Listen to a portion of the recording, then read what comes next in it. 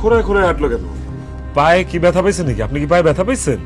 হ বাবাজি, আমার মায়ের পায়ে একটু ব্যথা, এই জন্যই।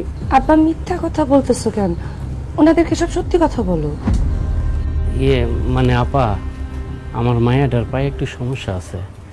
ছোটবেলা স্কুল থেকে ফিরে আসার সময় উষ্টা খেয়ে পইরা পায়ের আড্ডিটা ভেঙে গেছে। এই জন্য আমার মায়াটা এখন খোঁড়ায় খোঁড়ায় হাঁটে আপা।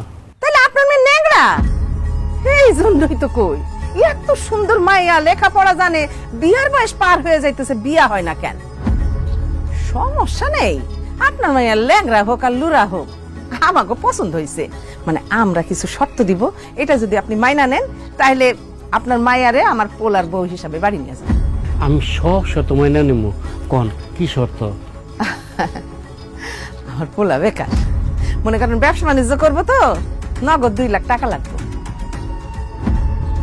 আর পোলার আমার হুন্ডা চালানো যে সব, একটা হুন্ডা দিবেন না। আর ওই যে নতুন একটা কি মোবাইল বেরিয়েছে না, ওই মোবাইল আমার পোলারে দিবেন। আর মনে করেন মেয়ে জামাই হিসাবে একটা মোটা দেখা হাতের আংটি দিবেন। আরে আপনার মাইয়া আমার ঘরে যখন যাইবো, মনে করেন তার সংসারটা সাজানোর জন্য যা যা লাগে, মানে সমস্ত ফার্নিচার টার্নিচার দিয়া সাজায় দিবেন। আর মাইয়ার কানের, গলার, হাতের সব গয়না দিয়া সাজায় দিবেন, ঠিক আছে না? আপা, আমি এলাম গরিব মানুষ, এত কিছু তো আমি দিতে পারবো না। তবে আমার 1010 টাকা জমানো আছে, সেটা মানিক বাবুজিরে দিতে পারবো। আর শিরিনের মায়ের কানের আর গলার গহনা আছে যেটি, ওইগুলো দিতে পারবো। আর কিছু চাই না আপা, আমার মাইয়াটার বিয়ার বয়স চলে যেতেছে। আপনি দয়া করে বিয়ের কথাবার্তা ফাইনাল করেন আপা। আরে কিসের বিয়ের কথা ফাইনাল করবো? হ্যাঁ, আপনি তো চাইতেছেন আপনার ল্যাংলা লুরা মাইয়াডারে আমার পোলার গলায় এমনি এমনি ঝুলাইয়া দিতে।